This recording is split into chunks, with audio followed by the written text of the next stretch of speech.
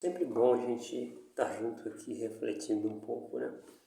Hoje nós vamos falar sobre o pecado da presunção. Se você procurar aí na sua IA, que agora está na moda, né? Você vai ver aqui, é muito interessante a definição do pecado da presunção. Então, para que a gente comece a entender, eu vou contar uma historinha, que eu já contei aqui, mas vai ser útil contar de novo. Eu adoro histórias.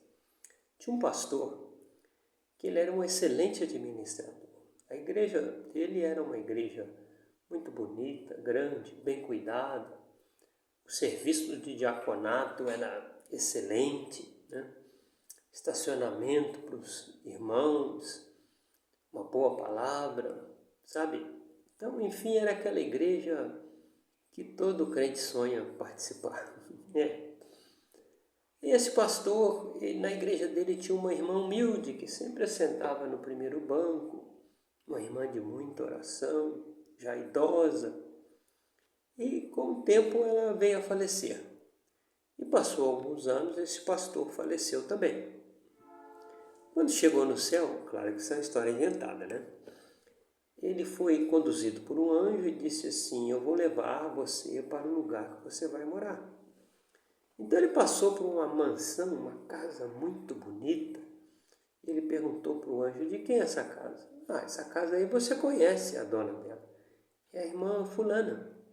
Aí ele pensou assim: puxa, aquela irmãzinha simples, humilde, idosa na minha igreja, conseguiu uma mansão dessa aqui, então eu vou morar num palácio.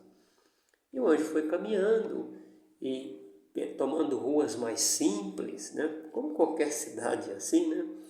Até chegar numa rua sem calçamento. Gente, essa história é inventada, tá? Ela só tem um fundo moral. Entrou numa rua sem calçamento, muito mato, e depois ele chegou numa casa muito humilde, uma casa até muito limpinha, sabe? Mas muito humilde, muito humilde. E o anjo parou e disse: essa é a sua casa. Aí aquele pastor disse assim: olha, tem algo errado. Porque aquela irmã que você me mostrou a casa dela aqui no céu, ela era membro da minha igreja. Eu era o pastor dela. E eu dirigia uma grande obra. E ela não era nada. Ela não era nada. Como que ela vai ficar com uma mansão e eu vou ficar com essa casa humilde? Aí o anjo olhou para ele assim com aquela cara de... né?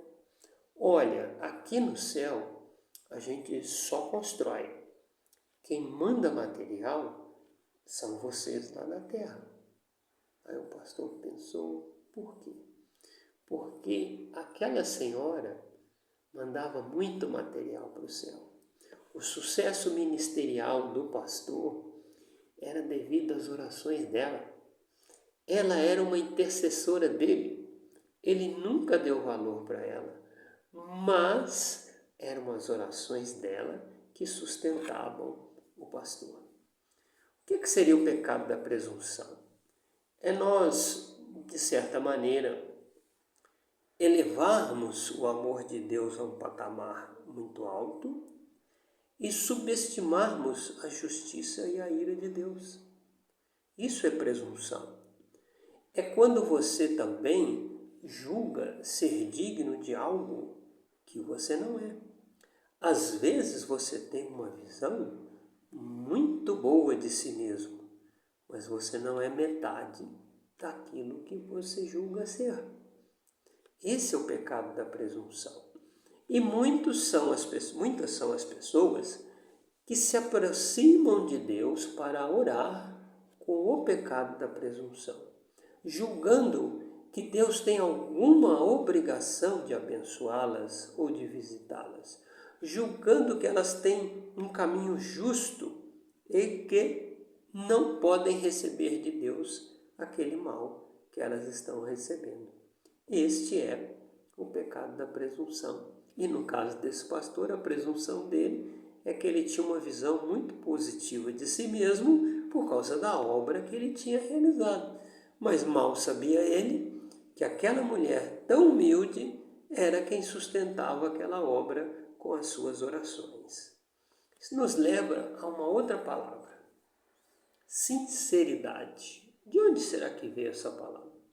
Eu não posso garantir para você, mas eu aprendi assim, estou passando para você. E faz muito sentido o que eu vou dizer.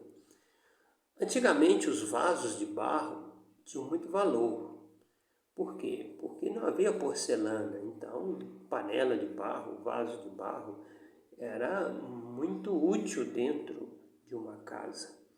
E quando as pessoas levavam os vasos de uma cidade para outra no comércio, no lombo do burro, do animal, às vezes os vasos trincavam. Às vezes, na própria fabricação, o vaso também pode ter uma trinca. E o que o fabricante e o comerciante faziam para tapar as trincas? Eles passavam uma camada de cera por fora do vaso. E a cera cobria a trinca, ou seja, a trinca está lá, mas a cera está cobrindo o defeito.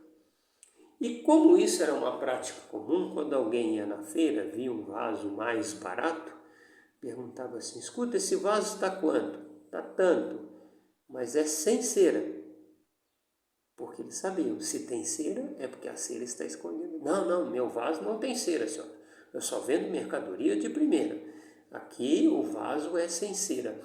Quantos vasos, servos de Deus, eu digo, você conhece que por fora dele é só cera para esconder os pecados dele? É, não é? Quantas vezes você já passou cera na sua vida para esconder os seus defeitos? Não, eu sou homem de Deus, ou mulher de Deus. O meu vizinho é pecador, eu sou santo. Você está cheio de cera na cara para esconder as suas trincas. Daí que vem a palavra sinceridade. E o que é uma pessoa sincera? Ela chega diante de Deus e não esconde as suas trincas. Ela fala, Senhor, eu sou um vaso quebrado. Sabe, eu estou bonito por fora, mas por dentro eu não sou isso não. Eu preciso da sua misericórdia, do seu perdão, da sua graça. Queridos, é só para você refletir. Não cometa o pecado da presunção. Não tenha uma visão muito positiva de si mesmo, além daquilo que você realmente é. Seja sincero. Você é pecador? Confesse. Corrija seus caminhos. Peça ajuda ao Espírito Santo. Mas vamos ser um pouco mais sinceros com Deus, porque a Deus ninguém engana. Tá bom? Fique bem e fique com Deus.